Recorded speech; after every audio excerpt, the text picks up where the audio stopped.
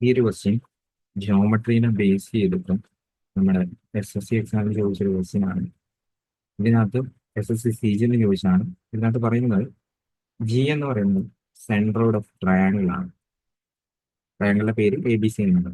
അതിൽ ABBCCA ഇതിന്റെ length 7, 24, 25 then കണ്ടുപിടിക്കേണ്ടത് BG ആണ്. ഓക്കെ, അപ്പോൾ റൈറ്റ് 7, 24, 25 എന്ന് പറയുമ്പോൾ അത് പൈതഗോറിയൻ ട്രിപ്ലറ്റ് ആണ്. അതായത് ഈ കൊടുത്തിരിക്കുന്നത് റൈറ്റ് ആംഗിൾ ട്രയാങ്കിളുടെ സൈഡുകളാണ്. അപ്പോൾ ഞാൻ ആദ്യം ഒരു റൈറ്റ് ആംഗിൾ ട്രയാങ്കിൾ വരയ്ക്കുവാണ്.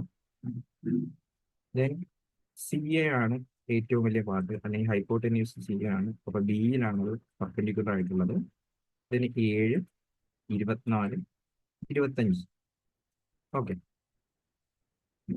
ഇനി പറഞ്ഞിരിക്കുന്നത്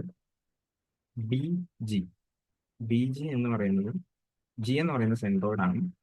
ദെൻ BGയുടെ ലെങ്ത് ആണ് കണ്ടുപിടിക്കുന്നത്. അപ്പോൾ ഇവിടുന്ന് ഞാനൊരു മീഡിയം വരയ്ക്കുകയാണ്. മീഡിയന്റെ നമുക്കറിയാം, മീഡിയൻസിന്റെ മീറ്റിംഗ് പോയിന്റ് ആണ് ഈ പറയുന്ന സെൻട്രോയിഡ്. റൈറ്റ് ആംഗിൾ ട്രയാങ്കിൾ ഏകദേശം ഇവിടെ ആയിട്ട് വരും. ഈ ഒരു റൈറ്റ് ആംഗിളുടെ ട്രയാങ്കിളിന്റെ അകത്തായിട്ടാണ് ഈ പറയുന്ന സെൻട്രോയിഡ് വരാൻ പോകുന്നത്. ദെൻ ഇത് ചെയ്യുമെന്ന് ഞാൻ പറഞ്ഞു കൊടുത്തു. ദെൻ ഇവിടെ നമ്മൾ യൂസ് ചെയ്യാൻ പോകുന്ന പ്രോപ്പർട്ടീസ് എന്ന് വെച്ച് കഴിഞ്ഞാൽ, ഒന്നാമത്തെ പ്രോപ്പർട്ടി എന്ന് വെച്ച് കഴിഞ്ഞാൽ, ഈ പറയുന്ന റൈറ്റ് ആംഗിൾ ട്രയാങ്കിൾ എടുത്തു കഴിഞ്ഞാൽ മീഡിയൻ വരുമ്പോൾ ഏതായാലും ആ ഹൈപ്പോട്ടന്യൂസിനെ ഈക്വൽ ആയിട്ട് കട്ട് ചെയ്യും.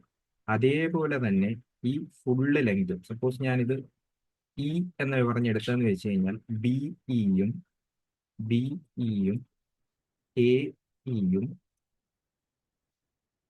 ECയും റൈറ്റ് ആംഗിൾ ട്രയാങ്കിളിൽ ഈക്വൽ ആയിരിക്കും. അതിന്റെ ലെങ്ത് എത്ര വരും എന്ന് ചോദിച്ചു കഴിഞ്ഞാൽ 25ന്റെ പകുതി വരും, 25ന്റെ പകുതി വരും.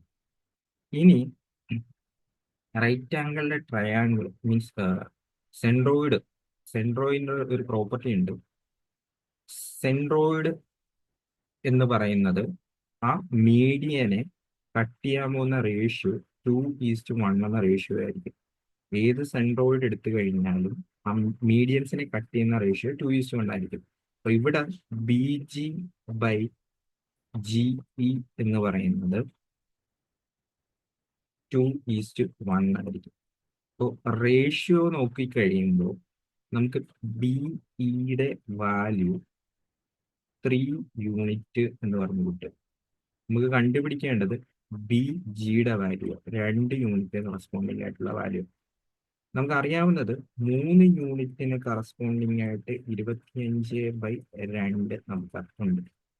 3 യൂണിറ്റിന് കറസ്പോണ്ടിങ് ആയിട്ട് 25/2 ഉണ്ട്.